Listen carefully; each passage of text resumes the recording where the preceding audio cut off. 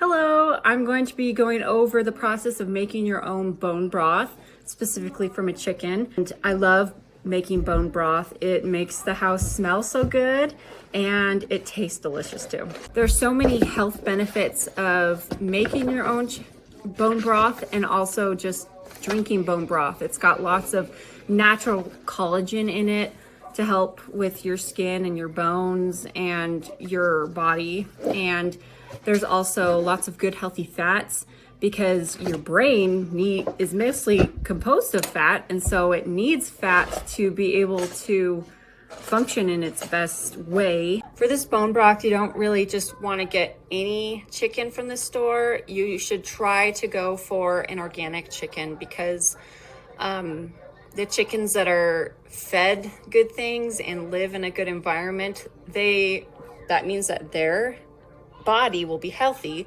Just like humans, if we're in a good environment and are eating the right foods, then our bodies are healthy. So you want to have a healthy chicken so that you can have healthy bone broth. So I get the Simple Truth organic chicken. Any organic chicken will do. I've been trying to buy a chicken once a week, and just right when I get home, I take the meat off and reserve it in the fridge.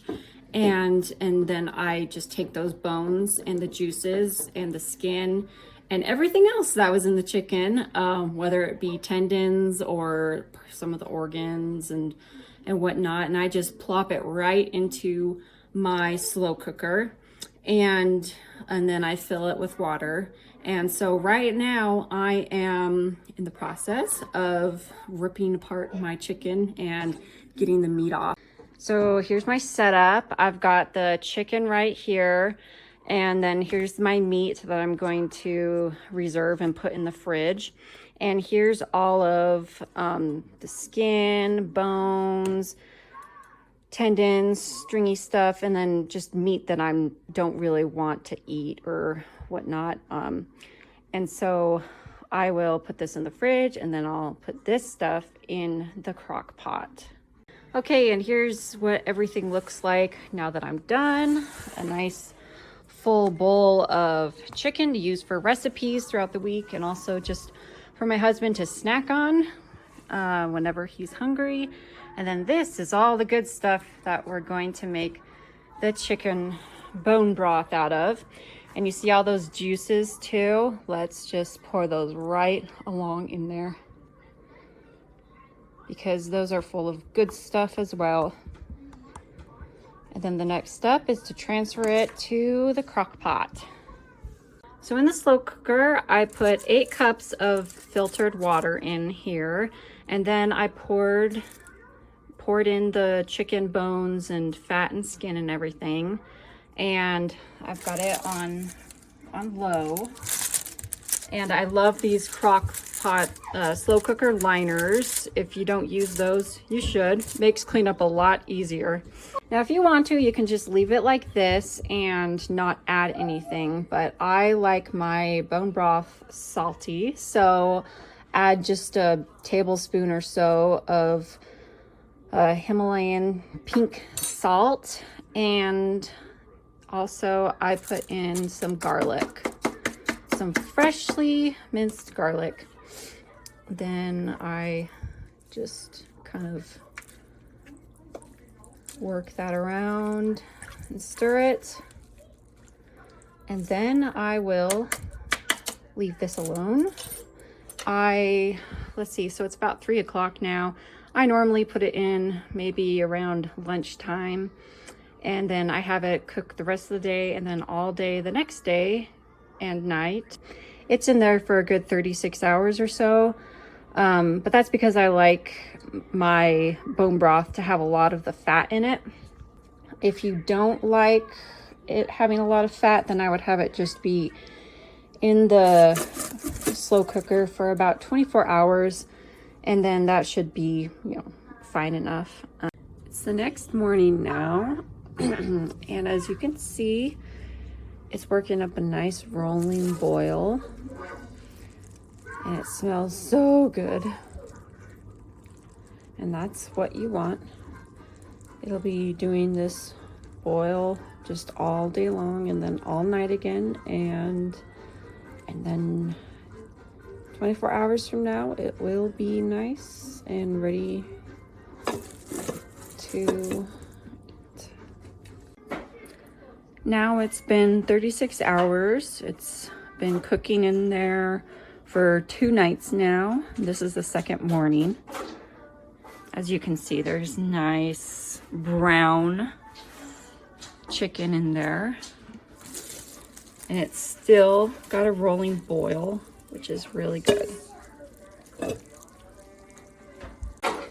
And it should be a nice golden brown color, the broth. I'm just gonna put this in here to check the color. And that looks great.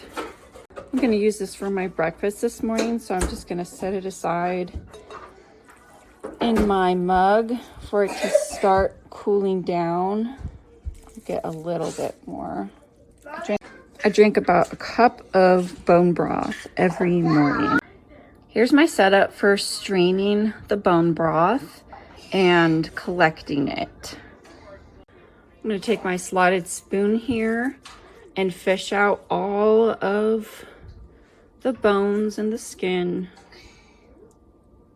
Let it strain out. Get as much bone broth as possible. And then I'm gonna put it right here in my trash pile and get some more. And I'm just gonna keep doing this until all of the big pieces are out and mostly liquid is left. I used to have 2 strainers out here, my rice strainer and just another strainer to collect the rest of the juice from the big pieces, but I stopped doing that because it was just more of a hassle, because not a lot of juice would actually collect off of the big pieces after I first have it all drip off of here. So now I just put it in a bowl to throw that away. All the big pieces are out now, and as you can see, it's really just a lot of the liquid and some little floaties there. There's all the extra meat. And now I'm going to take out the crock pot liner and just dump it right here into my rice strainer and work that around to get all of the liquid out. Normally after you strain it, there will still be a lot of little floaties left over.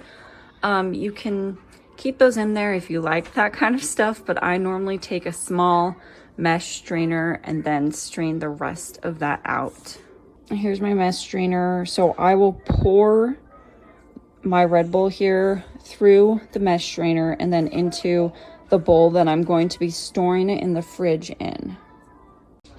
See, look at all of that, those floaters that I got through the mesh strainer that the rice strainer did not get. If you were to let your chicken broth just sit, you'll notice that there's this layer of fat that starts forming on the top, and that means that the fat content in your chicken broth is very good. And now you just transfer this into your fridge, and in there it will kind of become more gelatin. That's from the natural gelatin that is found in the bone broth. Now from this bowl is where I'm going to be getting a measuring cup every morning to scoop out about a cup or so of my chicken broth. I will just scoop it out and put it in a small pan on the stove and heat it up so that it's nice and warm for me every morning.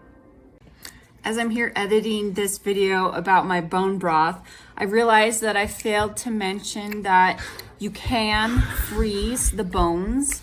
I have put bones in the freezer before and saved them. Like maybe if I wanted to do 2 chickens worth of bones. So just if you have frozen chicken bones to make for bone broth, you just put it in the slow cooker like you normally would, and then pour your filtered water over it. and just cook it like normal. If you want to save your bones and do 2 weeks worth of bone broth, I would use 2 chickens to do that. Then I would do 10 cups of filtered water and put that in your slow cooker. You just cook it for the same amount of time, 36 hours or 24 hours, however long you wanted to originally. You can also freeze your bone broth if you want to save it for later. I have done that before. I just pour it into some mason jars or a freezer safe container while it's hot and warm. Then you let it cool down, and then you put it in the freezer, and it should probably last for about 6 months in the freezer, if not more. And thank you so much for watching this video. I hope that it helped you out with making your own bone broth.